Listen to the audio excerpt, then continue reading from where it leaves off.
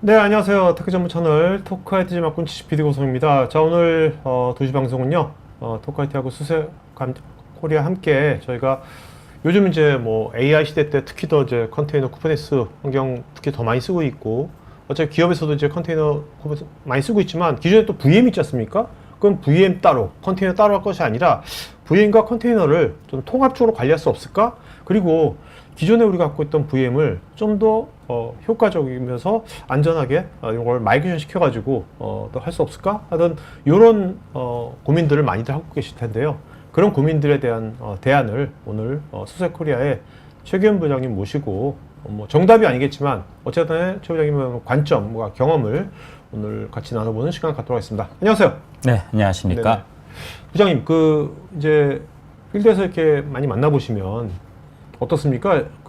이런 시장 현황이 좀 궁금하고, 동향이? 뭐 네. 어떤 이런 VM, 뭐 가상화라든지, 또 기존 가상화 시장 쪽의 현황, 또 동향, 아니면 컨테이너 쿠버네티스 이런 쪽하고의 이런 쪽은 좀 어떻게 흘러가고 있는 것 같아요? 국내에서는 지금 느낌이.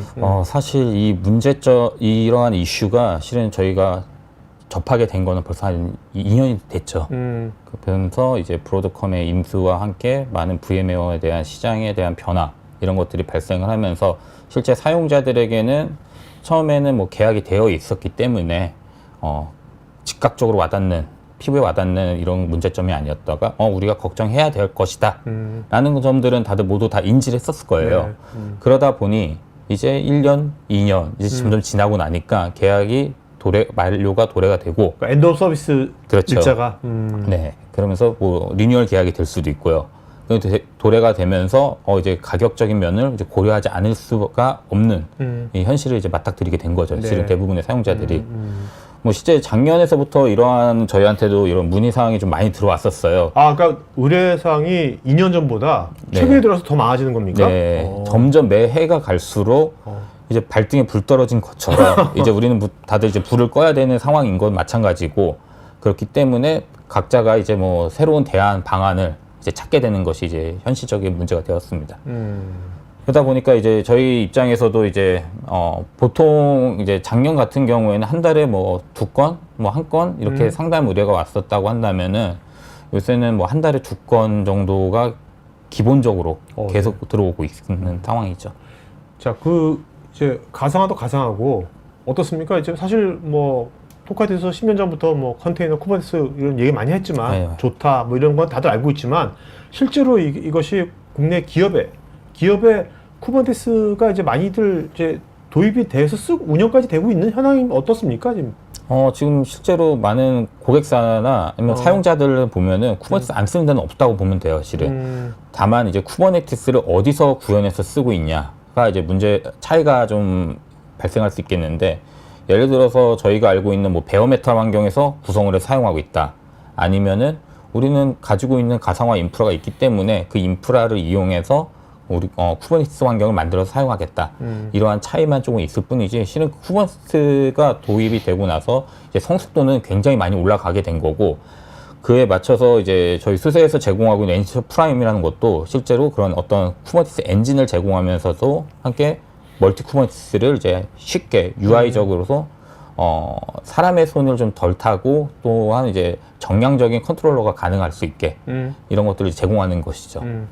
뭐 쿠버네티스 같은 것은 특히 이제 개발자에서는 너무나 편하다. 그래서 다들 처음부터 알고 있었고, 태생적으로. 그렇죠. 근데 운영자 쪽은 아무래도 기존에 내가 익숙해져 있던 뭐 VM이나 이런 거하고는 완전히 다른 관점이고 생경해가지고 좀 이게 낯설다도 할 수 있는데, 어떻습니까?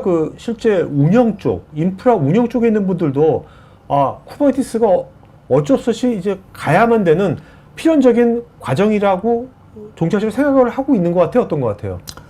다들 인지는 하고 있죠. 앞으로의 인프라는 변화가 될 거고, 저희가 마찬가지로 예를 들어서 흔히 말하는 AI가 나온 지가 실제로는 꽤 됐잖아요. 그렇죠. 지금은 다들 AI를 사용해야 된다는 것도 다 필연적으로 다 알고 있는 것처럼 쿠버네티스를 사용해야 된다는 것도 이미 나왔을 때 언젠가는 이쪽으로 방향이 바뀔 거다라는 거 다 인지하고 있었을 겁니다. 사용자분들은. 그러다 보니 이제 우리가 알고 있는 운영 인프라가 언젠가는 바뀌게 된다는 것도 인지하고 계셨을 거고 지금이 딱 그 시점이 아닌가 생각이 됩니다. 알겠습니다. 한번 들어볼까요? 네. 네. 저희는 일단 오늘 가장 먼저 시장에 대한 변화 그리고 이런 시장 변화에서 우리가 과연 전략적으로 어떻게 가상화를 대안적으로 선택해야 되는지 그리고 가장 중요한 게 이제 3번 이제 전환에 대한 리스크입니다. 수세에서는 별도로 이제 외국에 있는 회사와 함께 MOU를 맺으면서 저희가 전환을 쉽게 할 수 있도록 제공하는 이런 솔루션 등을 같이 함께 제공하는 서브스크립션 스큐를 별도로 제공하고 있습니다. 그렇다면 저희가 먼저 살펴보게 될 거는 이 시장의 변화가 될 텐데요. 다들 아실 겁니다. 이 시장의 변화는 가장 크게 발생했던 거는 이제 VM웨어에 대한 비용에 대한 증가가 이제 우리가 당면한 가장 큰 문제가 되게 되었죠.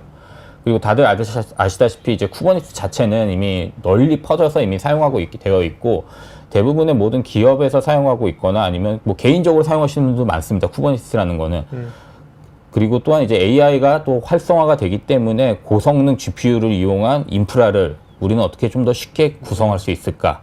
그러면 GPU는 있는데 그럼 VM과 어떻게 매핑을 하면 좋을까? 이런 부분에서도 이제 새로운 인프라스트럭처가 필요하게 되었고 그리고 다들 아시다시피 이제 CSP와 그리고 이제 프라이빗 환경에서 온프리미스를 사용하고 있는 클라우드 환경 등이 있는데요. 이 경계가 실제적으로는 이제 많이 모호해졌습니다. 그래서 이 하이브리드 환경을 어떻게 하면 좀 더 알맞게 우리가 가지고 구성해서 운영을 할 수 있을까? 그리고 최종적으로는 시간이 결국 지나게 되면서 이쯤 됐으면 이제 새로운 플랫폼이 필요하다라는 것 등을 이제 다들 인지하고 계실 겁니다. 이제 고민해야 될 문제, 당연히 저희 고민해야 될 것들은 앞에 나왔던 문제와 연관이 될 수밖에 없는데요. 일단 라이센스 비용입니다. 다들 아시다시피 라이센스 비용 굉장히 많이 올랐습니다. 뒤에서 제가 준비한 내용에서도 나오겠지만, 이 자료를 준비하면서 국내에 나와 있는 기사뿐만 아니라 해외에 나와 있는 기사들도 많이 읽다 보니, 비용 자체가 15배가량 늘어나게 됐습니다. 15배? 네. 최대 많이 늘어난 게 15배인데, 뭐, 그건 뭐 시각과 변동성이 있긴 하지만. 사실 2배가 늘어나도 낮아진 게 아니고 늘어났다는 게 큰 문제잖아요. 2배가. 1.5배만 늘어나도 그럼요.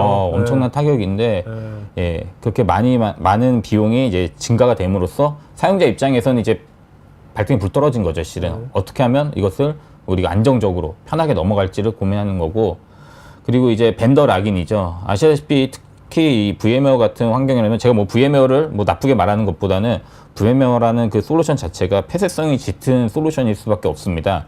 그렇기 때문에 우리가 알고 있는 기반에 지금 저희 수세에서 제공하고 있는 솔루션도 아시다시피 오픈소스 기반으로 되어 있습니다.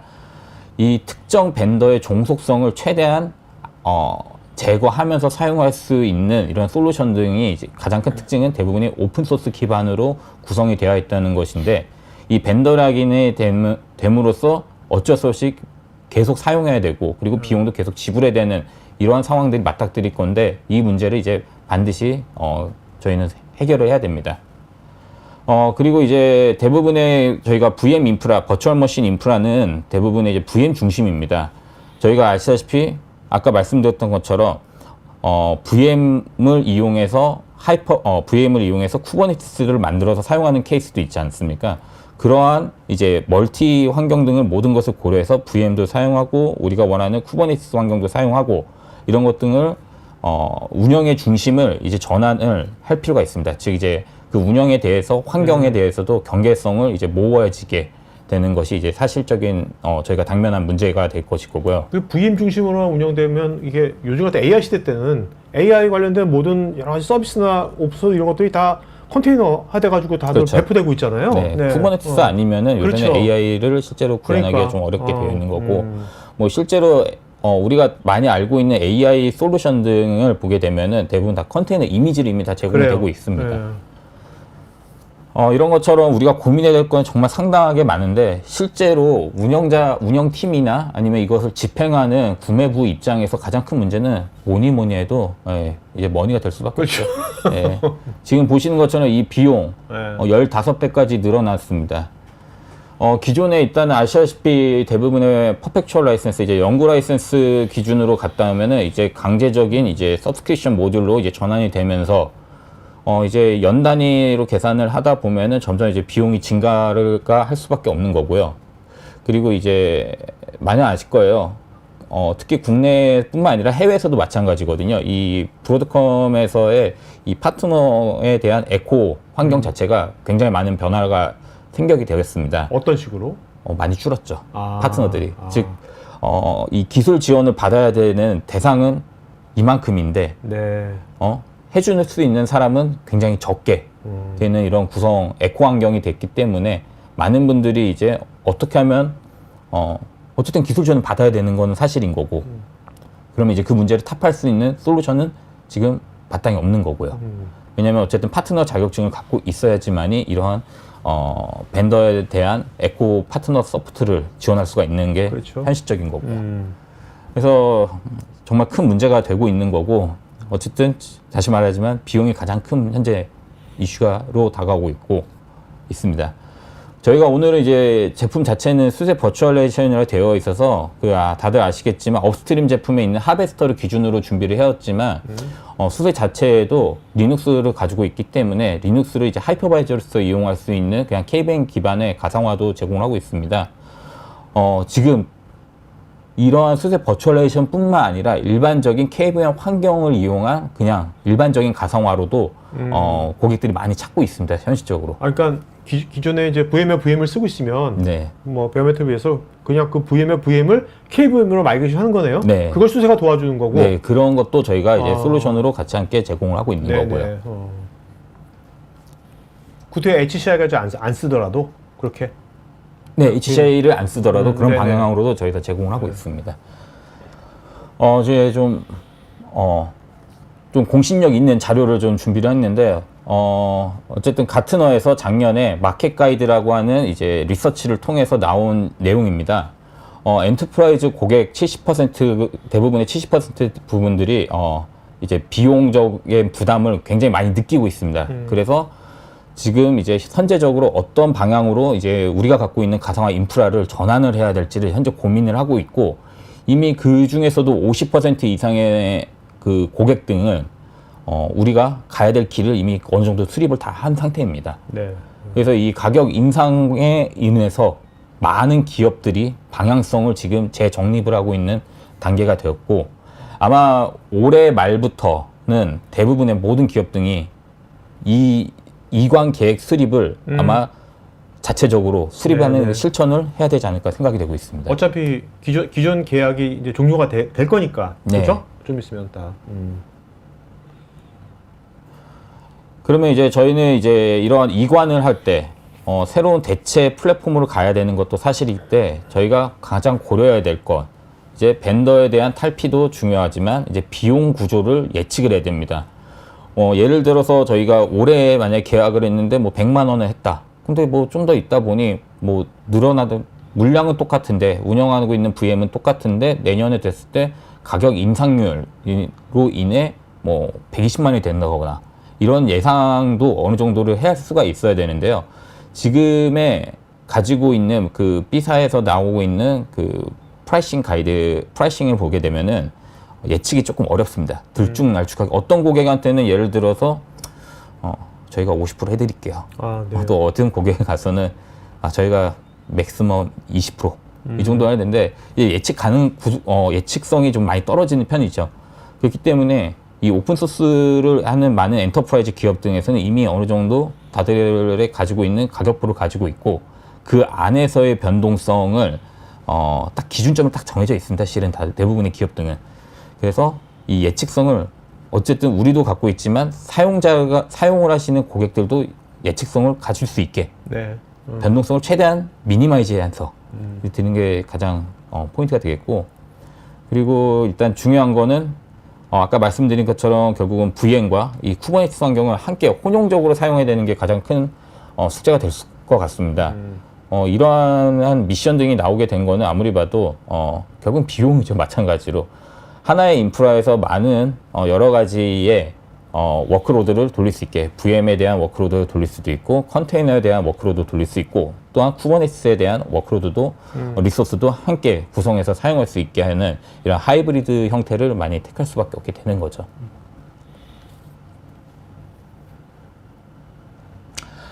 그래서 이거 뭐 저희는 뭐 실제 수세 버추얼레이션은 이미 저희가 이 토크 IT에서 작년에도 했었고 그 재작년에도 했었고 여러 번 해왔습니다.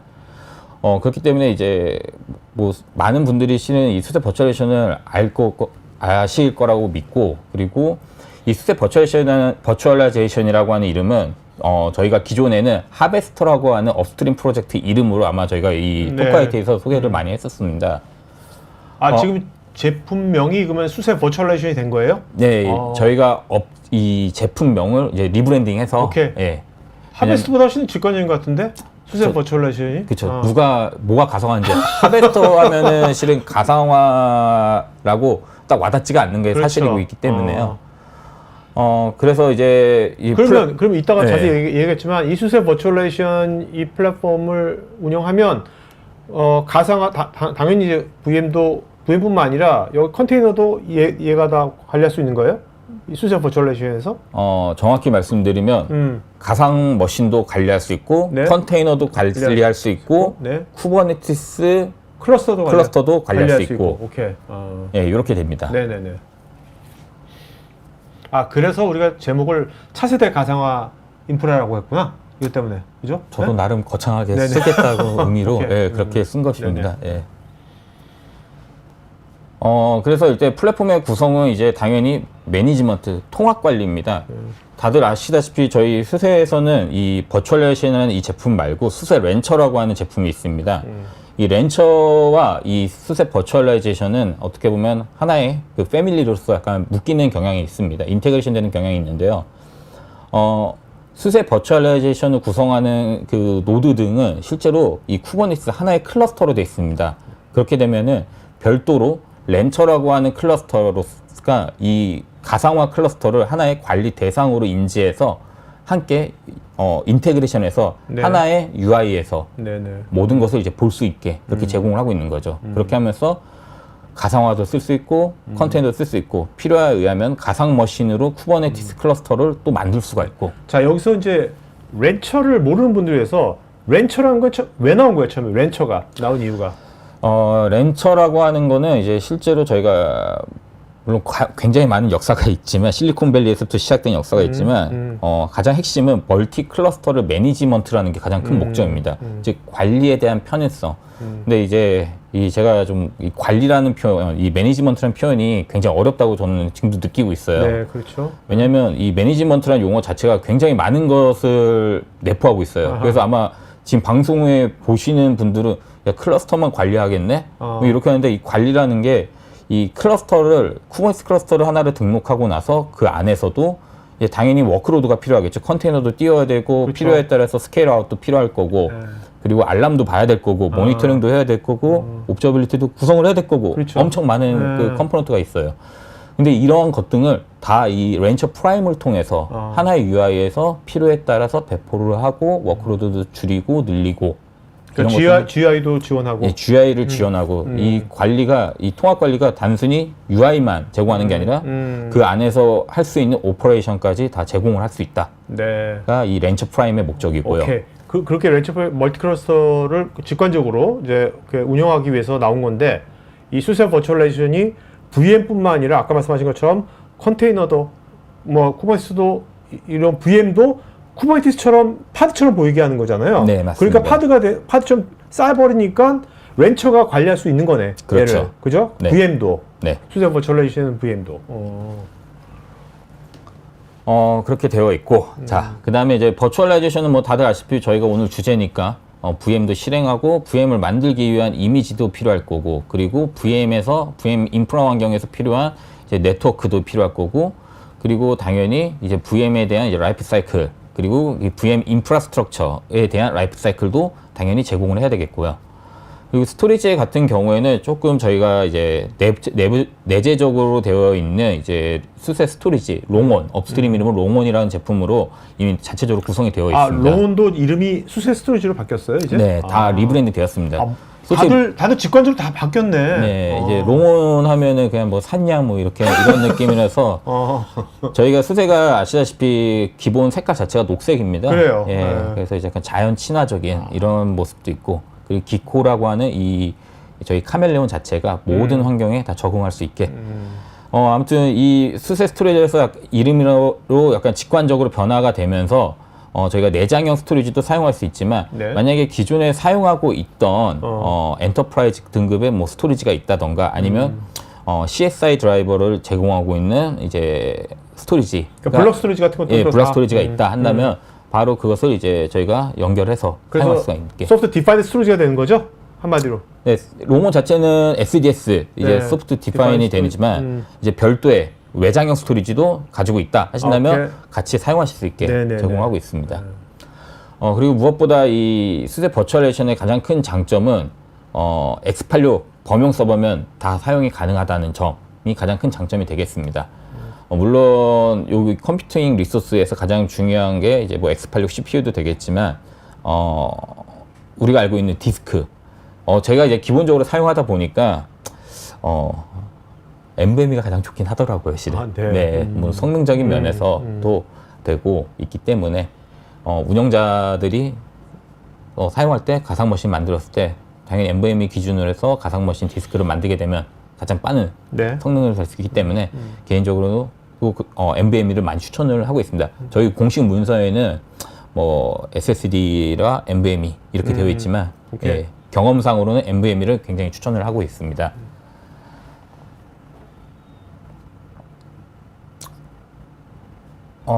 보시게 되면은 지금 이 화면 자체가 저희 수세 버추얼레이션의 가장 기본적인 스택이 되겠습니다. 밑에 보시게 되면은 슬래M이라고 있는데요. 이게 저희 수세 리눅스 엔터프라이즈 마이크로. 그래서 슬래 마이크로라고 저희는 부르고 있는데요. 이 슬래 마이크로를 기본 OS로 설치를 해서 사용을 하는데요. 이 슬래 마이크로 특징 같은 경우에는 임뮤터블 피처를 가지고 있습니다. 지금은 아직 로드맵 상에서는 저희도 약간 좀 확인을 모호한 부분이 제가 어제 확인을 했지만 이제 이 슬래 마이크로가 아닌 일반적인 임뮤터블 OS가 아닌 일반 OS를 사용할 수 있게도 하려고 하는 저희가 지금 트라이를 지금 하고 있습니다. 어쨌든 이 임뮤터블 OS의 가장 특징은 아시다시피 보안적으로 좀 안정적입니다. 뭐 문제가 생겼다 했을 때 경우에는 그냥 껐다 키면 그 상태로 유지하면서 뜨기 때문에 라이트가 안 될 거 아니에요? 네. 그러니까. 예, 그렇기 때문에 가장 큰 장점을 가지고 있는 OS가 되겠고요. 마이크로라고 하면 저게 사이즈가 작겠네. 네, 뭔가 굉장히 느낌이 작게 되어 작을 것 있습니다. 같은데. 네, 맞습니다. 작게 되어 있습니다. 이거 실은 역사가 좀 있는 OS인데 실은 이게 한 8, 9년 전에 이미 수세에서는 이 마이크로 프로젝트를 이미 해서 OS를 내놨습니다. 근데 시장에서 너무 앞서갔었어요. 아, 네. 그러니까 시장에서 안 찾게 내는 거죠. 오케이. 그러다가 프로젝트를 중단시켜버렸고 자체적으로 그 다음에 일반 OS만 하다가 다시 뭐 빨간 모자 쪽에서도 이러한 임뮤터블 OS 비즈니스를 하려고 이제 페도라 프로젝트에서 이제 하다 보니 저희도 다시 시작을 하게 된 케이스가 네, 되겠죠. 네. 그 다음에 이제 RK2라고 하는 이제 쿠버네티스 엔진, 렌처 쿠버네티스 엔진을 이제 올리게 되고, 그러면 이제 쿠버네티스가 하나 형성이 될 텐데요. 그 형성된 쿠버네티스에다가 이제 클라우드 네이티브 형태의 이제 롱원 스토리지를 이제 올리게 됨으로써 HCI 형태로 구성할 수가 있고, 그 위에 결국은 VM을 매니지먼트를 해야 될 텐데, 그 큐브버트라고 하는 쿠버네티스에서 버추얼 머신을 매니지먼트 할 수 있는 큐브버트 컴포넌트를 올리게 됨으로써 이제 최대 이 하나의 이 스택 형상이 완성이 되는 겁니다. 그러니까 쿠버버트로 인해 가지고 VM이 하나의 파드처럼 돼 버리는 거죠. 그렇죠. 네. 예. 근데 지금 보시면은 이런 것들 스택 뭐 슬랩 마이크로도 있고 뭐 RK2도 있고 롱온도 있고 큐브버트도 있고 그 위에 뭐 보이진 않지만 뭐 CSI로 뭐 멀터스도 함께 포함이 되어 있는데요. 근데 지금 보시면은 이 모든 것들을 다 일일이 하나하나씩 설치하는 게 아니라 이 하나의 ISO 파일에서 저희가 제공을 하고 있습니다. 그래서 이제 실제적으로 이것을 이제 뭐 타사와 대비해서 보자고 한다면 일단 설치 시간 자체는 3노드 기준으로 한 40분이면은 거의 다 완성이 된다고 보시면 되겠습니다. 지금 보시면 이 세대의 노드로 이제 구성이 됐다는 가정하에 보면은 네. 이 첫 번째 노드가 구성이 되고 설치가 되고 그 ISO를 이 두 개의 각각에 넣어놓고 설치를 돌리게 되면 이제 조인하는 형태로 되기 때문에 한 40분 정도면은 하나의 클러스터, 뭐 네, 5개의 네. 노드도 뭐 40분이면 다 끝나는 이러한 구조가 되겠습니다. 그래서 확장성에 대해서도 당연히 편하게 되었고, 이런 ISO 방식으로 설치하는 것 이외에도 저희가 기존의 네트워크 설치 방식, 이제 뭐 PXE 설치 방식 이런 방식을 통해서도 저희가 이 설치 자체를 굉장히 빠르게 네. 동시다발적으로 빠르게 진행할 수가 있습니다. 이제 궁금하실 부분들이 이제 과연 버추얼 머신이 뭐가 틀리냐? 대부분 이제 좌측에 이제 파란색으로 표현했던 리퍼트 기반의 이제 가상 머신을 기준으로 보게 되면은 동일하게 커널과 호스트가 양쪽에 다 있습니다. 그리고 KVM은 동시에 양쪽에 다 설치가 되어 있는 거죠. 이 디바이스 KVM 자체는 저희가 쉽게 말씀드리면 인터페이스 역할을 해주는 거고, 그리고 장비에 저희가 가상 머신을 만들다 보면은 장비에 뭐 NIC도 추가하고 PCI도 꽂아야 되고 이러한 상황이 보일 텐데, 그거를 이제 이 퀵 에뮬레이터로 하는데, 이제 수세 버추얼라이제이션 같은 경우에는 큐브버트에서 제공하고 있는 이제 버트 런처라고 하는 이 파드 형태를 이용해서 그 안에서 퀵 에뮬레이터를 통해서 디바이스 장치 등을 이제 설정할 수가 있습니다. 그 다음에 이제 보시면은 이 컨트롤러를 통해서 이 가상 머신 파드를 이제 동작을 시키게 하는 것이죠. 네, 네. 그렇게 되면 이제 쿠버네티스 인프라 환경에서 우리가 원하는 가상 머신이 이 버트 런처라고 하는 파드로 인해서 이제 운영이 되게 되는 거죠. 네.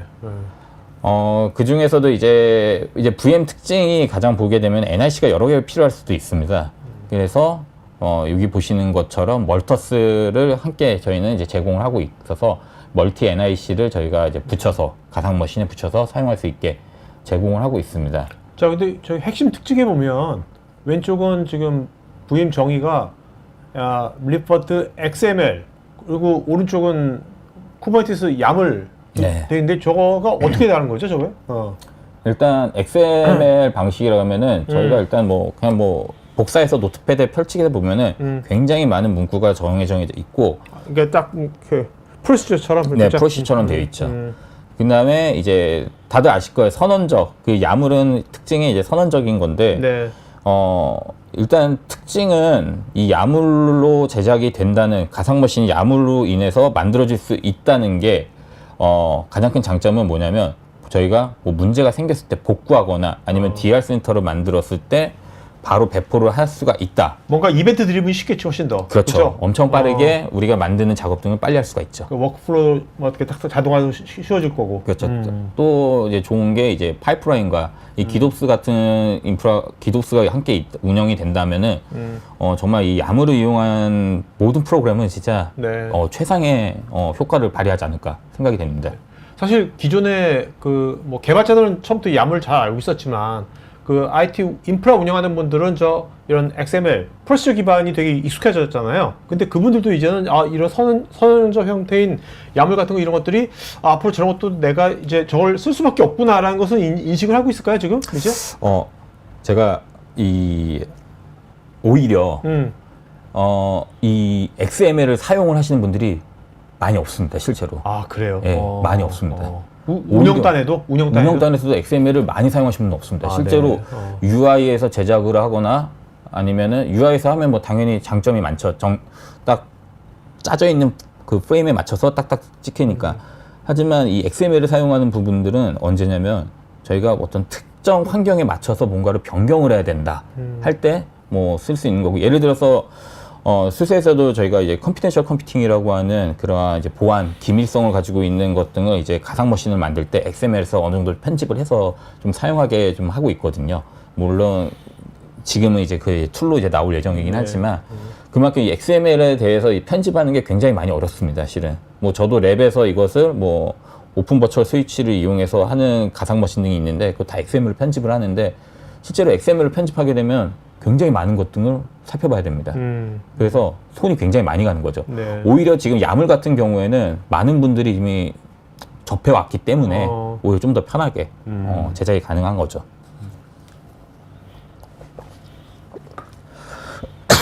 또 야물 같은 건 템플릿도 많이 나올 것 같아.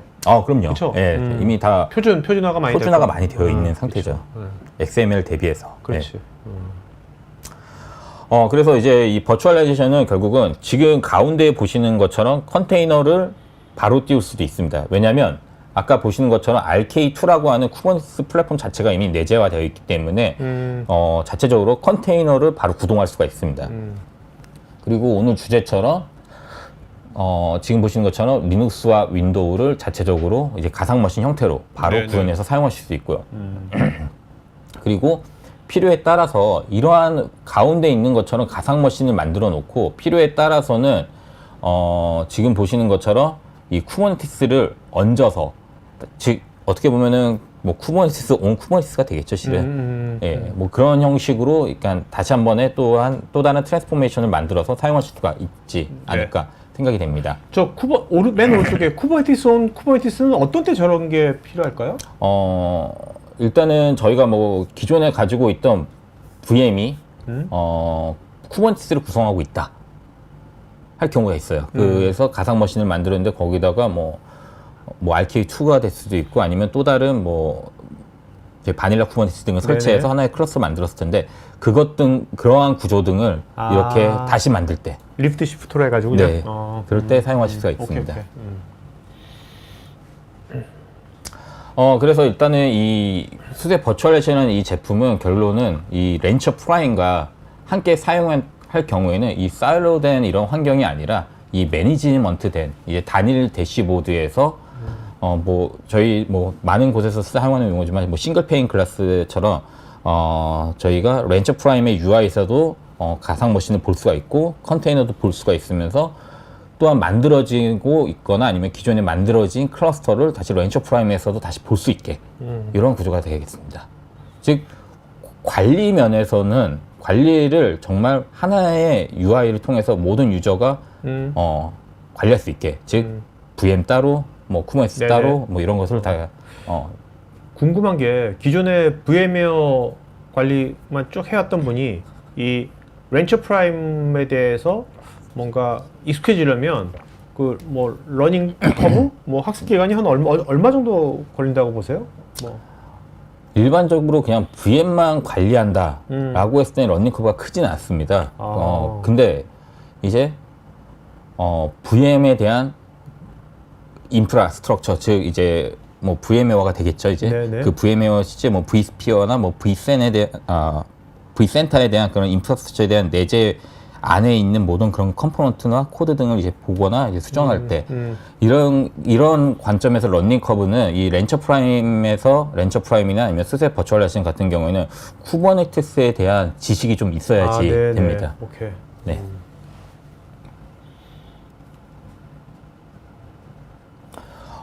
그리고 이제 저희가 이제 버전이 계속 업이 되면서 기존에 저희가 발표했던 내용에서는 아마 언급만 살짝 되거나 아니면 언급되지 않았을 겁니다. 그래서 저희가 이제 큐브 오브인이라고 하는 이 컴포넌트를 이제 수세 버추얼레이션 안에서 다시 내재화를 시켰습니다. 즉 이렇게 됨으로써 저희가 기존에는 일반적으로 서비스 네트워크, 즉 VLAN 네트워크를 이제 사용자에게 제공하는 이러한 구조가 됐다면은 이 버추얼 프라이빗 클라우드라고 하는 이 별도의 네트워크를 테넌트 네트워크를 별도로 만들어서 사용자에게 제공을 할 수가 있습니다. 이게 좋은 점은 당연히 나만의 VM을 원한다, 나만의 VM 풀을 갖고 싶다는 사용자들한테는 이런 VPC, 이 VPC에 대한 컨셉은 다들 아시다시피 뭐 AWS에서 뭐 그쵸. 쉽게 많이 보셨던 이런 것들이 일반 CSP 클라우드 서비스 다 이런 개념을 다 쓰고 있는 거잖아요. 네. 그래서 멀티 테넌스가 되는 거잖아요. 그렇죠. 그죠? 그래서 이러한 이 멀티 테넌시가 가능한 이 VPC 기능을 제공하고 있기 때문에 어떻게 보면은 이제 좀 더 물론 당연히 아직도 과도기에 대한 문제점이 있을 수도 있지만 현재 이게 올해 12월에 최종 GA가 될 예정입니다. 네. 예, 그렇게 됨으로써 많은 이제 사용자 등이 이제 편하게 테넌시를 분리를 해서 그렇겠네요. 당신은 이 테넌트 네트워크를 사용하십시오라고 해서 뭐 우리가 흔히 말하는 뭐 팀별로 구성을 한다거나 조직별로 구성을 나눠서 사용할 수 있게 제공하지 않을까 생각이 됩니다. 저게 보안적으로도 되게 좋을 거예요, 그죠? 네, 그렇죠. 그리고 또 소개해드릴 거는 이제 K3K입니다. 쿠버네티스 인 쿠버네티스로 저희가 렌처가 아니라 이제 수세 버추얼레이션 1.10.x 버전에서 이제 출시가 정식 GA가 될 예정입니다. 네. 실제 K3K는 우리가 알고 있는 것과 약간 유사하지만 저희가 알고 있는 CSP에서 저희가 쿠버네티스를 오더링해서 사용했을 때 보게 되면 저희는 마스터 노드만 보지 않고 이제 컴퓨터 노드만 지원을 받습니다. 사실은. 그렇기 때문에 이제 우리는 컨트롤 로드에 대해서는 저희가 이제 실제로는 상관을 안 하죠. 보통. 그러한 구조를 온프레미스 환경에서 만들 수 있게 해주는 게 이제 K3K입니다. 즉 쿠버네티스의 컨트롤 로드는 실제 운영팀에서만 알아서 관리를 하시고 네. 나머지 우리가 필요한 이제 워커 노드에 대해서는 이제 운영자가 직접적으로 개입을 하십시오. 완벽하게 분류. 저희가 기본적으로 우리가 프라이빗 환경에서 우리가 쿠버네티스 만든다 한다면은 뭐 당연히 컨트롤, SCD 그리고 워커 이것을 다 하나의 운영팀을 다 봐야 되는데 네네네. 그게 아니라 이제 분리해서 어떻게 되면 버든을 좀 더 나눠줄 수 있는 어떻게 보면 이렇게 되면 실제로 어떤 그 부서마다 자기네 클러스터를 서비스 그렇죠. 서비스 형태로 할 수 있는 거네요. 네, 그죠? 서비스 형태입니다. 서비스 정확하게. 형태로 되는 네, 거네. 그것을 이제 온프레미스에서 구현하는 거고. 오케이. 그러니까 운영자는 저 컨트롤러만 하면 되는 거고. 네. 그러니까 컨트롤에 여러 멀티 클러스터, 한 클러스터 안에 클러스터가 또 있는 거네. 다양한 그렇죠. 새끼 클러스터들이, 그죠? 네. 그래서 이 컨트롤러 자체가 이제 컨테이너로서 돌게 되는 건데 저희가 이것을 왜 가져오게 됐냐면 이 수세 버추얼라이제이션도 아까 말씀드렸다시피 렌처와 인테그레이션이 된다고 제가 설명을 드렸어요. 네. 그러면 렌처를 또 별도로 설치해야 되는 그러한 문제점들이 있었는데 그래서 이 버추얼레이션에다 가상 머신을 만들어 놓고 그 버추얼 가상 머신을 이용해서 또 렌처를 만드는 복잡성이 있습니다. 네. 그래서 이 렌처 K3K라고 하는 걸 별도로 만들어서 이 버추얼라이제이션 안에서 그냥 버튼, 애드온 형태로 나오게 될 거거든요. 자체적으로 바로 렌처를 빡 누르자마자 생성해서 사용할 수 있게. 네네네. 네, 그런 식으로 이제 진행이 될 것입니다.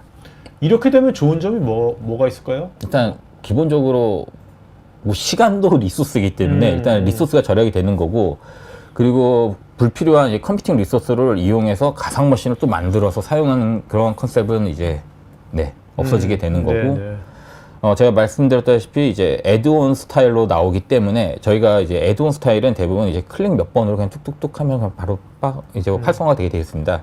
그래서 정말 빠르고 패스트하게 이제 갈 수가 있게 되는 거고 그리고 K3K 자체적으로 이 장점이 이 멀티 테넌시가 구현이 심플하게 구현이 가능하다가 되겠습니다. 이 장표 같은 경우는 저희가 이제 서티파이드된 이제 서드 파트 솔루션들 이제 하드웨어에서 제공하고 있는 CSI 그리고 백업 등을 저희가 표현을 해놨습니다. 앞으로 이거에 대해서는 저희가 처음에 이 버추얼레이션 나왔을 때는 좀 부끄럽지만 정말 하나밖에 없었습니다. 네.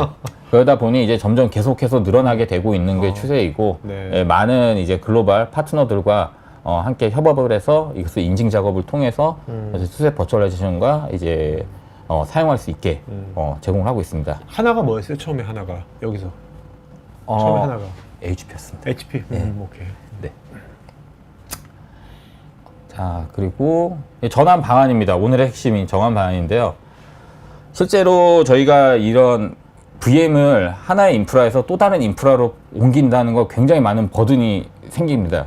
그래서 저희가 보통 이런 것들을 할 때 보면 as to be 이렇게 만들어서 그리고 저희가 어세스먼트를 이제 설계를 해서 하게 되는데 거의 비슷하게 돌아가게 돼 있습니다. 기존에 있던 현행에서 돌아가고 있던 가상화에 대한 환경을 진단을 할 필요가 있고 그리고 두 번째로는 이제 워크로드 어떠한 VM들이 있는지 뭐 예를 들어서 SAP가 있는 건지 굉장히 힘들게 되겠죠.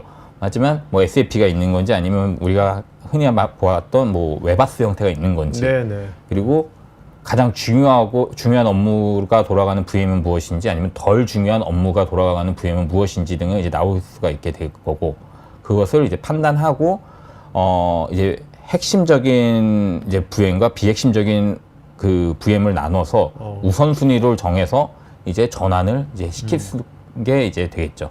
아까 SFP가 힘들다고 해서 왜 SFP가 왜 힘든 건가요? SFP 크잖아요. 아 커서? 네. 특히 ERP 시스템은 굉장히 민감도가 또 굉장히 VM에 올라오는 애플션도 굉장히 여러 가지가 있는 네. 거고. 그래서 그럼에도 불구하고 수세는 SAP와 친하기 때문에 네. 그럼에도 불구하고 이 방안을 또 마련을 해놓고 있습니다. 자체적으로도.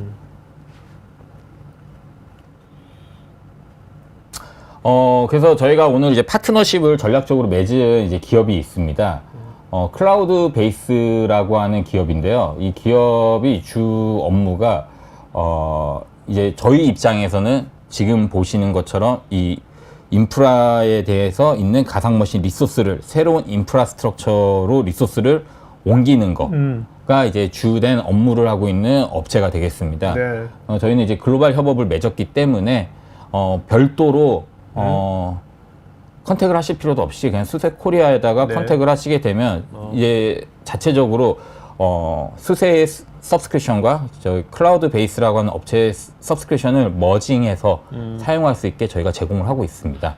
자, 이따가 자세히 설명하겠지만 인프라 변경의 최대 걸림돌이었는데 어떤 이관 리스크가 뭐가 있길래 뭐 크게 걸림돌이 아니면 수세가 다 했을 거 아니에요? 그렇죠. 클라우드 베이스를 안 했을 거 아니에요? 네. 클라우드 베이스가 어떤 걸 특히 잘하기 때문에 뭐 그런 거예요? 이 클라우드 베이스는 이 마이그레이션, 즉 리소스를 최대한 저희가 이 이관할 때 가장 큰 문제점은 뭐냐면 다운타임입니다. 그래서 다운타임을 최소화하면서 넘길 수 있는 방안 등을 고려를 해야 되는데 저희가 이제 당연히 이 클라우드 베이스 솔루션뿐만 아니라 이것저것 다 봤을 거 아니야. 많이 사용해 봤습니다. 실제로. 네. 뭐 자체적으로 가지고 있는 저희도 가지고 있는 그 포크리프트 방식으로 되는 들어서 그냥 올려서 시프트 하는 이런 방식의 솔루션도 많이 해봤고 그리고 상용에 나와 있는 솔루션도 되게 많이 사용해 봤습니다. 하지만 이 클라우드 베이스의 좀 큰 장점은 뭐냐면 옮기면서 안에 내용물을 편집을 할 수가 있습니다. 옮기면서? 네. 예를 들어서 저희가 VM을 옮길 때 보면은 가장 많이 저희가 겪었던 점들이 뭐냐면 NIC 이름이 바뀐다던가 아니면은 그 PCI가 어쨌든 이쪽 그 기존에 현행에서 사용하고 있었던 그 PCI 슬롯 넘버 등이 있을 텐데 이 KVM 환경에 이 환경으로 넘어가면서 슬롯이 이름이 숫자가 바뀌다던가 네네. 이런 것들이 있을 텐데 이런 것들은 사전에 저희가 조절을 해서 안정적으로 또 동일한 스타일로 동일한 형태를 가지면서 넘어갈 수 있게 그러면서 네. NIC도 그대로 뜨면서 통신이 바로 될 수 있게 이런 것들을 저희가 좀 테스트를 많이 해봤습니다. 그러니까 마이그레이션 한 후에 다시 셋업을 하는 것이 아니라 포스트 액션을 최소화시킬 수 있는 오케이. 그런 작업 등으로 저희가 되어 있습니다. 저걸 실제로 그러면 부장님 해보신 것 같네? 실제로? 네, 필드에서 저걸 해봤어요? 저희는 해봤죠. 네, 저희는 이미 다 해봤고 그래서 저희도 이거 글로벌 쪽에서 한번 좀 제안을 해달라 했더니 한 3군데 나라에서 미국 그리고 독일 그리고 또 하나가 스위스였던 것 같은데 거기서도 이 클라우드 베이스 솔루션을 추천을 했습니다. 네. 그래서 그렇구나 해서 이제 저희도 이제 해봤더니만 작년부터 이제 좀 많이 사용을 해보고 써보면서 이제 보니까 좀 편하게 되어 있습니다. 네. 예. 오케이. 자세한 거 들어보죠. 마이그레이션 일단 특징은 뭐 VM웨어가 될 수도 있고 뭐 또 다른 CSP가 될 수 있습니다. 이 클라우드 베이스라고 하는 이 회사에서 제공하는 솔루션은 여러 환경 등으로 이관을 시킬 수 있는 그러한 장점을 가지고 있습니다. 그리고 무엇보다 일단은 에이전트 리스 방식을 지원하고 있고 그리고 지금 보시는 이 OS 모핑 이 모핑이라고 하는 이 작업이 저도 처음에는 잘 몰랐습니다. 보다 보니 이 모핑이라는 단계가 제가 아까 설명드렸던 이관을 할 때 안에 내용물을 이제 타겟 환경에 맞춰서 최대한 변화시킬 수 있는 작업이 이 OS 모핑 단계에 네. 포함이 되어 있습니다. 왜냐하면 다들 아시다시피 VM웨어 사용하고 있으면 버추얼 머신에 아마 그 게스트 툴 자체가 VM에서 제공하는 VM 툴즈가 설치가 될 거예요. 하지만 이제 수세 버추얼라이제이션이나 아니면 우리가 알고 있는 KVM 그냥 하이퍼바이저 환경으로 넘어가게 되면은 이제 게스트 툴이 바뀌게 되거든요. 근데 뭐 바뀌게 되는데 이 OS 모핑 단계에서는 기존에 설치되어 있던 VM 툴도 삭제를 해주고 새로운 게스트 툴도 넣어주면서 이관을 딱 시키면서 VM을 딱 띄워주는 네. 그런 단계까지 다 되어 있습니다. 그 이관 중에 네, 이관 중에. 야, 이관 중이라는데 그것이 그냥 금방 된다는 거예요? 뭐? 이게 이관을 할 때 저희가 약간 스냅샷 방식을 이용을 합니다. 네. 그래서 여기에 보게 되면은 소스를 연동을 한다고 써 있는데 상단에 보면은 이 소스라는 게 이제 VM웨어가 풀이 되겠고요. 그렇죠. 뭐 예를 들어서 뭐 vCenter가 되겠죠. 뿐만 아니라 뭐 실제로 CSP도 가능합니다, 이거는. 그래서 이 트랜스퍼 단계를 통해서 스냅샷을 생성하고 이 볼륨을 생성을 합니다. 그 다음에 이 증분되어 있는 트랜스퍼를 또 실행을 시켜서 다시 한 번에 또 다른 네네. 이 기간 동안은 제가 설명드리기에는 우리가 언제 실제로 마이그레이션을 할지 모르기 때문에 미리 한번 생성을 해놓는 겁니다. 그래놓고 최종 저희가 마이그레이션 할 때 다시 한번 트랜스퍼를 한번 또 실행시키면 증분량의 데이터가 다시 한번 스냅샷이 만들면서 볼륨을 새로 생성하고 오케이. 그 생성된 볼륨을 디플로이먼트를 하면서 OS 재구성이 됩니다. 요 부분이 그 말씀드렸던 OS 모핑 단계가 되고 재구성이 되었으면은 결국은 이 상태까지는 결국 볼륨 형태일 뿐입니다. 이 배포가 된 게 아니고 이 배포가 이루어지만이 우리가 알고 있는 그 가상 머신 형태로 이 수세 버추얼션에서 가상 머신으로서 형태를 갖추면서 네. 동작을 하게 되는 거죠. 드라이버가 다 바뀐 채로. 네, 드라이버가 다 바뀐 네네. 상태로 저희가 그럼 저 해야죠. 디플로이 수행할 때 OS 재구성하는 저 시간이 얼마나 될까요? 시간이 저게? 시간 자체는 어. 대략 한 1, 2분 정도밖에 안 1, 2분? 네. 진짜 과정이네. 네, 과정입니다. 그래서 실제로 가장 중요한 부분은 이런 마이그레이션을 할 때 우리가 언제 최종적으로 마이그레이션을 해야 될지를 정하는 그 PM 기간, 그리고 마이그레이션을 하기 전에 앞에 사전에 준비해야 되는 PM 기간, 이러한 그 스케줄링에 대해서는 네네. 아마 이런 작업을 하게 되게 될 저희 수세 파트너들과 이 컨설팅 팀과의 이 긴밀한 이 커뮤니케이션을 통해서 이 스케줄링을 정말 잘 잡아야 됩니다. 그래야지만이 우리가 알고 있는 시스템에 대한 다운타임을 정말 최소화를 해서 가져갈 수가 있습니다. 그래서 이 시스템이 실제로 넘어갔을 때 문제가 있을 수도 있잖아요. 그렇죠. 그럼 다시 또 롤백을 해야 되고 이런 과정들을 정말 최소화시키기 위해서는 이 스케줄링. 제가 봤을 때 이 마이그레이션의 가장 핵심 중에 또 하나가 사람 대 사람으로서 이 스케줄링을 잡는 작업이 굉장히 많이 중요합니다. 커뮤니케이션 굉장히 많이 해야 될 필요가 있고요. 네. 네. 사람 대 사람으로서 스케줄링은 어떤 걸 말씀하시는 그리고 거죠? 우리 컨설팅 하는 엔지니어들과 결국은 거기서 운영팀과 네네네. 예, 그리고 운영팀뿐만 아니라 결국 운영팀도 누군가의 엔드 시스템을 결국 운영을 해주고 있기 때문에 그렇죠. 모든 이 일련의 과정 등을 좀 가장 많은 커뮤니케이션을 통해서 픽싱을 해야지 우리가 알고 있는 이 다운타임을 정말 최소화시킬 수가 있습니다. 저 장표 맨 아래 보면 코리올리스 저게 뭔가요? 이게 클라우드 베이스의 제품 이름입니다. 클라우드 베이스는 이제 회사 이름이 되겠고요. 네네. 이 코리올리스가 이제 그 제품 마이그레이션을 해당하는 제품 이름이 되겠습니다. 이 제품은 단순히 그 마이그레이션만 할 수 있는 게 아니라 저희 수세와 함께 사용하시면서 이제 DR 풀도 만들어서 사용하실 수 있게 그렇게 제작이 되어 있습니다.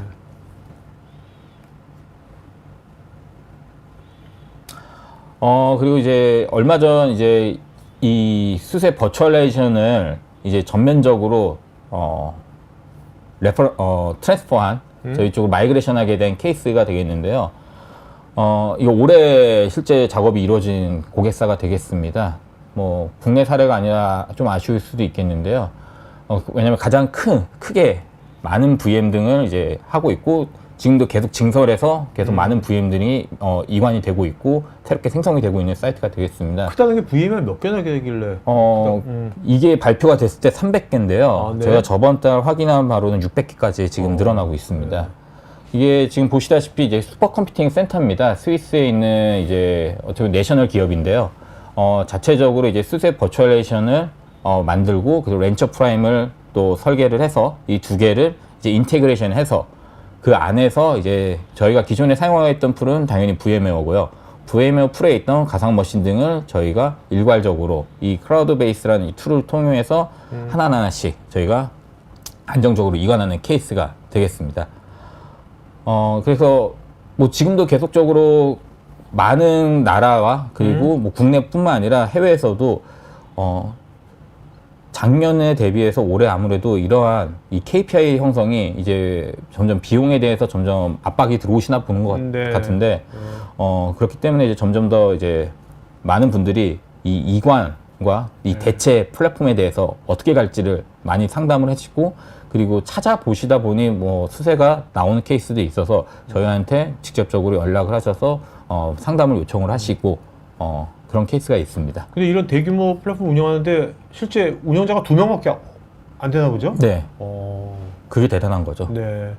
아까 그게 선언적으로 돼 있고 막 그래서 그런가? 그렇죠. 뭐, 이게 아시다시피 모든 시스템은 처음에만 틀을 잘 만들어 놓으면 굉장히 안정적이잖아요. 네네. 마찬가지로 지금은 플랫폼 엔지니어가 이 2명인데 당연히 이 작업을 했을 때 당연히 수세 글로벌에서 컨설팅 팀이 투입이 되어서 이 앞에 사전의 모든 작업 등과 그리고 포스트 액션을 네네. 운영하는 이런 과정 등을 다 일련의 작업 등을 함께 이 엔지니어들과 함께 수행을 했기 때문에 지금은 이제 엔지니어들이 조금씩 빠지고 있기는 하지만 그래도 2명의 엔지니어로서 이 시스템 등을 다 운영할 수 있게 네네. 되는 거죠. 자, 이게 해외 사례고 한국도 이제 여러 가지 많이 해보셨을 거 아니에요. 네. 뭐 회사 이름 안 밝히더라도 뭐 어떤 뭐 이렇게 공유해 주는 게 있다면.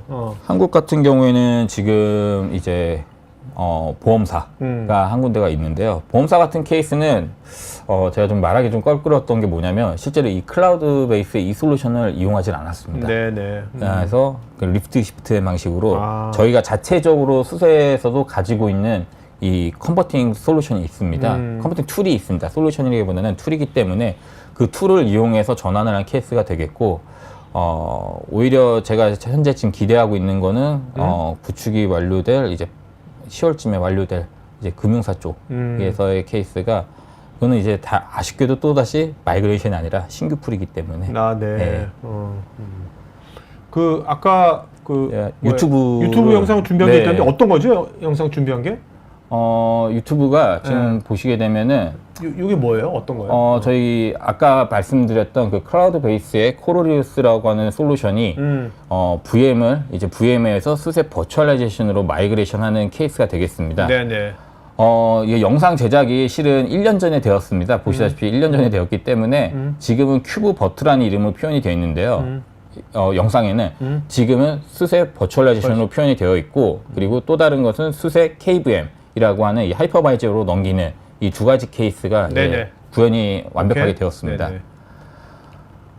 그래서 지금 보시는 것처럼 화면을 좀 크게 해야 될까요? 화면 네, 잠 크게 하죠. 네. 오케이. 네. 지금 보시는 것처럼 엔드포인트를 이제 수세 버추얼라이제이션 쪽 이걸 잡아놓고 네, 이 조건이 있습니다. 그냥 단순하게 우리가 마이그레이션을 할 거냐, 아니면 리플리카 방식으로 해서 약간 가상 머신 액티브 형식으로 복제. 양쪽에 동시에 다 띄워놓겠냐, 네네. 이런 형식이 있었는데, 뭐 이 방식이 아까 말씀드렸던 DR 방식을 구현할 수 있는 방법이 되겠습니다.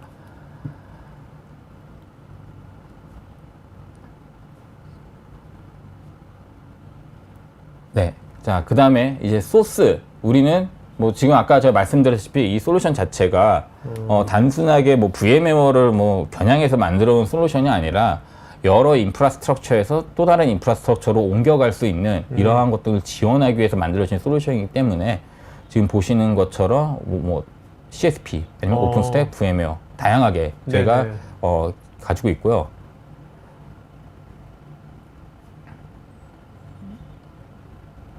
조금 뒤로 넘어가서 보게 되면은 저희가 이제 VMware에 생성돼서 운영되고 있는 뭐 리눅스도 있고 윈도우도 있고 이런 것 등을 저희가 vCenter와 인테그레이션을 통해서 리스트업을 해서 가져올 수가 있게 되고, 그리고 리스트업해서 가져오게 되면은 지금 보시는 것처럼 타겟 옵션이라고 해서 심플과 뭐 어드밴스 과정이 있습니다. 대부분의 이제 실제로 하게 되면은 이 어드밴스 과정을 통해서 해야 될 텐데요.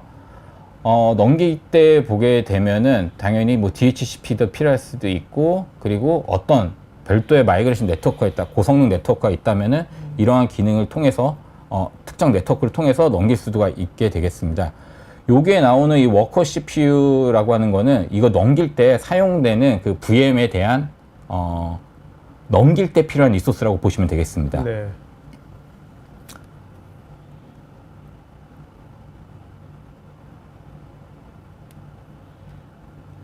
그리고 여기 보시면은 제가 아까 말씀드렸다시피 넘기는 과정에서 많은 이제 내용물이 변경이 필요할 수도 있다라고 잠깐 설명을 드렸는데 그런 부분 등에 대해서는 이 스크립트를 별도로 제작을 해서 여기서 OS 모핑, 즉 OS를 재구성하는 단계에서 이 스크립트를 함께 돌림으로써 저희가 안의 내용물을 변화시킬 수가 있습니다.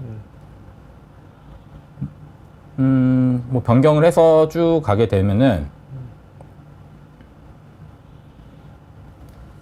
네, 지금 보시는 것처럼 트랜스퍼 단계가 발생을 되고 그리고 잠깐 자막을 끄게 되면은 지금 보시처럼 밸리데이션 끝나고 트랜스퍼 되는 디스크를 넘겨 놓습니다. 네. 넘기고 나서 이거는 아까 리플리카로 했기 때문에 리플리카 디스크가 발생을 한 거고 지금 보시면은 일단은 저희가 트랜스퍼 했던 소스는 없애놓고 최종 디스크만을 통해서 저희가 이제 배포를 할 겁니다.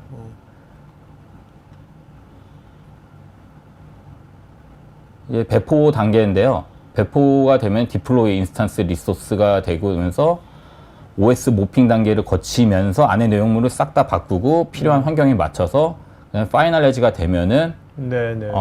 저희가 필요한 이제 가상 머신을 이제 최종적으로 구현을 해서 띄워서 볼 수가 있는 단계가 되겠습니다. 네. 지금처럼 이렇게 VM이 뜨는 것을 이제 볼 수 있는 유튜브로 되어 있으니까 저희가 이 댓글 채팅창에다가 제 유튜브 링크. 주소가 예, 올라왔습니다. 네. 그래서 한번 보시면은 아마 네. 도움이 되지 않을까 생각이 됩니다. 알겠습니다. 여러분들 요 링크 좀 채팅창에 있으니까 관심 있는 분들은 체크해 보시기 바랍니다. 자, 이제 Q&A 시간 갖도록 하겠습니다. 부장님 답변해 주시면서 좋은 질문 하시면 두 분 좀 이름 좀 기억해 주세요. 알겠죠? 부장님? 네.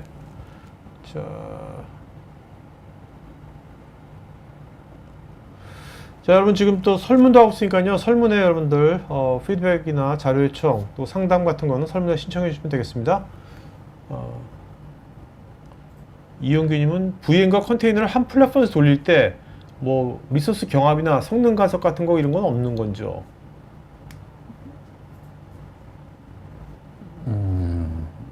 지금 바로 답변을 해드리자면 네네네네. 네. 일단은 이 컨테이너도 그렇고 이 VM도 마찬가지고 이 쿠버네티스 이 수세 버추얼레이션 환경 안에서의 이 VM 가상 머신 자체에는 우리가 알고 있는 쿠버네티스에서 파드에다가 저희가 리미트를 거는 것처럼 제약사항을 걸 수 있기 때문에 우리가 알고 있는 그 경합이나 이 간섭은 최대한 기피할 수가 있습니다. 네. 이종님, VMware 기반의 가상 환경에서 수세 VM 컨테이너 통합 플랫폼 마이그레이션 할 때 서비스 중단을 최소화하기 위해서 권장하는 단계별 마이그레이션 전략은 무엇인지요?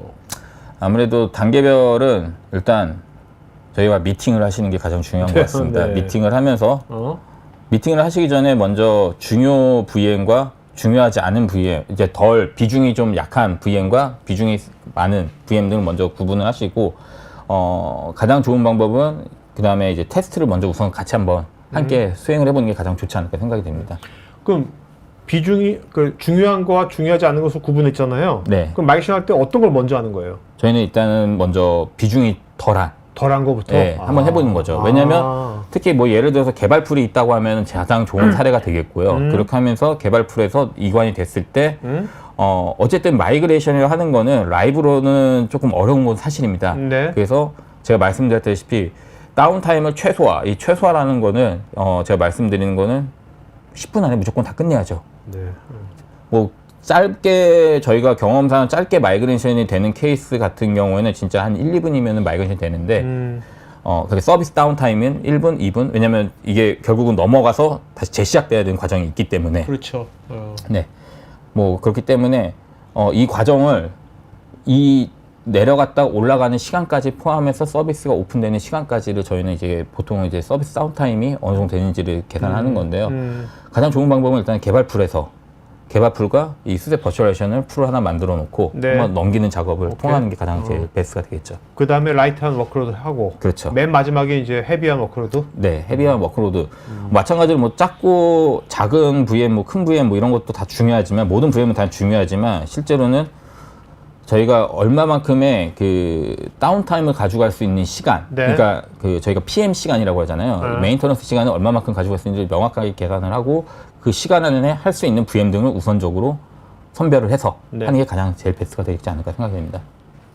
곽원기님, 기존에 쿠버네티스 사용하지 않고 VM만 운영하던 기업이 수세 버추얼라이제이션으로 전환할 때 컨테이너 도입을 반드시 함께 진행해야 하는 건지 아니면 단계적으로 접근할 수도 있는 건지 궁금합니다. VM만 운영 별도로 저희는 진행을 해도 전혀 무관합니다. 예.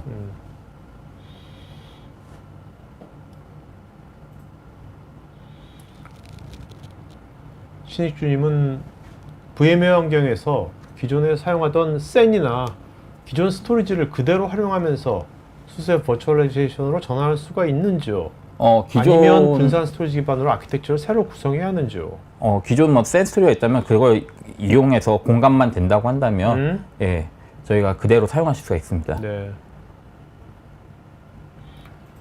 곽원기님은 실제 전환 전에 애플리케이션의 영향도와 호환성을 시뮬레이션 같은 것으로 확인할 수가 있는지요?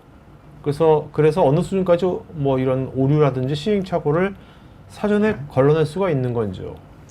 그렇죠. 예, 사전 검증이 중요한데 이 부분을 하기 위해서라면은 제가 말씀드린 것처럼 개발 풀이 있다고 한다면 그 풀의 어플리케이션을 그대로 올려놓고 그걸 한번 마이그레이션 해봐서 어느 정도의 그 벤치마킹의 차이가 있는지를 한번 보는 게 가장 중요할 것 같습니다. 네. 마이그레이션을 옮겨보지도 않고서 그것을 예상할 수는 없기 그렇죠. 때문에요. 예. 장문기님, VM 가상화 목적과 함께 실제 쿠버네티스 워크로드를 같이 쓰는 운영 환경이라면 K3S보다는 RK2가 운영 환경에서는 더 적합하지 않을까요? RK2 기반으로도 가능할까요? 무조건 저희는 RK2 기반으로 구현이 되어 있습니다. 네.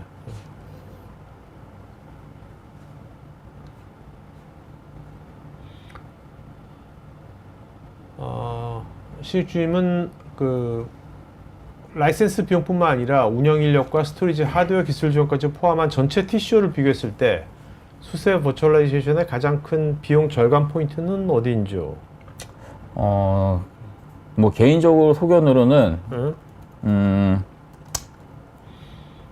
저도 이제 엔지니어이기 때문에 운영 인력이라고는 말하지 않겠습니다.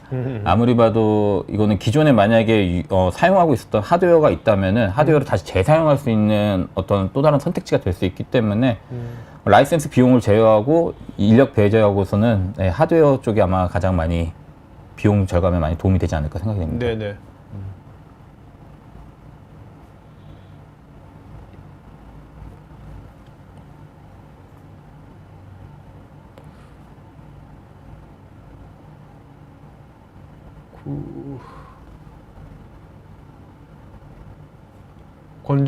권준식님께서는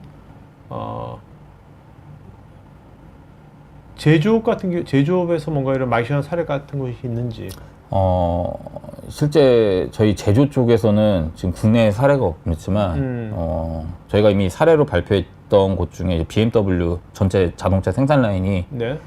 저희 수세 버추얼레이션이 다 안치가 되어 있습니다. 그래서 뭐 기술적으로 이동되는 시간 그리고 선반이 밀리세컨 단위로 운반되는 시간 그리고 이런 것 등을 모든 그 생산 제조의 그 벨트 단위별로 네. 저희가 다 이 하베스터를 구성을 해놨기 때문에 오케이. 이 하베스터는 엣지 형태에 되어 있는 그 저희가 말하고 있는 그 제조 생산 설비에서도 많이 사용되고 있습니다. 현재 해외에서는. 장문기님께서 또 기존 가상 환경에서는 프로젝트별 멀티 테넌스를 고려한 네트워크 구성이 가능했는데요. VPC로. 쿠버버트 기반은 VPC 같은 멀티 테넌시 지원 또는 구성이 가능할까요? 네, 가능하죠? 이제 가능하게 됐습니다. 네네.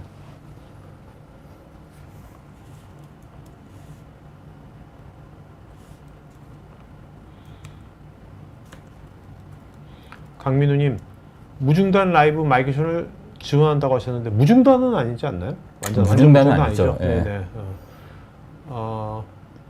VM처럼 그 GPU나 패스로 로컬 스토리지를 사용하는 VM처럼 이관이 까다로운 워크로드에는 어떤 제약이 있고 실패 시 롤백과 데이터 정합성은 어떻게 보장하는지요? 저희가 이 클라우드 베이스의 이 코롤리우스로 이제 마이그레이션 할 때 보면은 단계별로 되어 있습니다. 최종 트랜스퍼 익스큐션이 가장 많은 부분을 차지하고 네. 그 다음에 디플로이 라고 하는 별도의 단계가 있습니다. 물론 이 단계를 하나의 버튼에서 일괄적으로 리니어하게 수행할 수도 있긴 하지만 저희가 이미 그 트랜스퍼 단계에서 실패가 하게 되면은 기존의 VM에는 영향은 없습니다. 왜냐면 이건 스냅샷을 그대로 만들어 놓는 작업이기 때문에 네. 타겟팅에다가 네.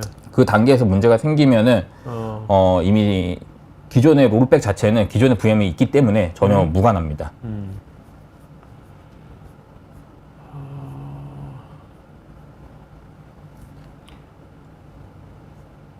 김준성님, 많은 솔루션 업체에서 아까 VM웨어 대안으로 어떤 솔루션을 내놓고 있는데 수세만의 특별한 장점을 한마디 말씀해 주신다면? 이게 장점을 하나로 꼽기에는 좀 애매하긴 하지만 저희 수세에서는 이제 렌처 프라임이라고 하는 멀티 쿠버네티스 매니지먼트 솔루션을 가지고 있고 이 수세 버추얼레이션과 함께 사용하게 된다면은 우리가 알고 있는 클러스터에 대한 관리, 그리고 컨테이너 이미지에 대한 관리, 그리고 가상 머신에 대한 관리, 그리고 쿠버네티스의 피처를 그대로 따라와서 내부적으로 클러스터 안에서의 HA, 그리고 확장성, 유연성 등을 모두 한 번에 다 가져갈 수 있지 않을까 생각이 됩니다. 그리고 무엇보다 일단은 원천 기술을 가지고 있기 때문에, 그리고 저희가 또 마찬가지로 업스트림의 커뮤니티에다가 기여를 하고 있는 하나의 그 오픈소스 회사로서 원천 기술에 가장 근접해 있는 솔루션 등을 제공하고 있기 때문에 무엇보다 메인터넌스나 그리고 기술적인 지원이 좀 빠르지 않을까 생각이 됩니다. 네. 나혜진님, 마이그레이션 하기에 부담스럽고 위험한 경우는 어떤 게 있을까요? 그런 경우에는 어떤 식으로 작업하는 게 좋을까요? 마이그레이션 하기에 정말 부담스러운 경우는 일단은 제가 경험상으로는 디스크가 좀 큰 경우가 아마 되지 않을까 생각이 됩니다. 그래서 이 디스크가 큰 경우에는 저희가 아까 장표에서 말씀드렸던 것이 스냅샷을 한번 찍는 그 타이밍을 시간을 한번 가져야 됩니다.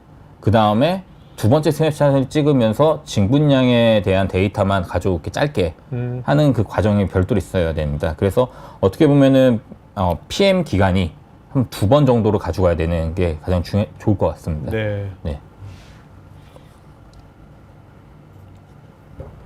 조아미님은 수세 버추얼레이션 도입 후에 VM과 컨테이너 환경을 함께 운영하게 될 경우 기존 IT 운영팀의 관리 방식이나 필요한 기술 역량에는 어떤 변화가 생기는지요? 특히 초기 도입 단계에서 운영팀이 가장 우선적으로 준비할 부분은 무엇일까요?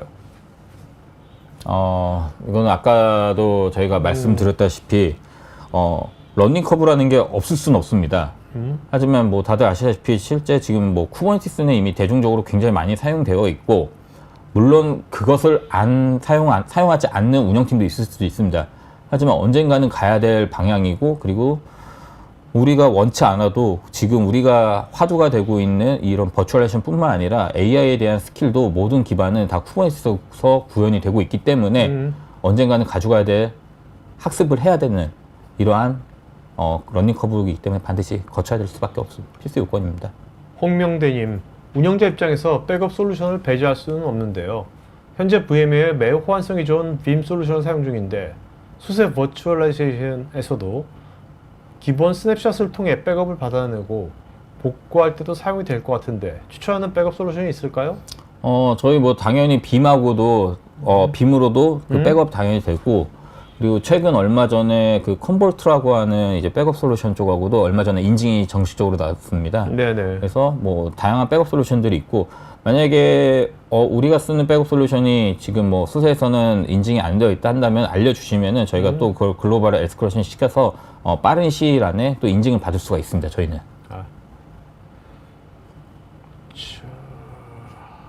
자, 오늘 Q&A 시간 여기까지 갖도록 하겠고요.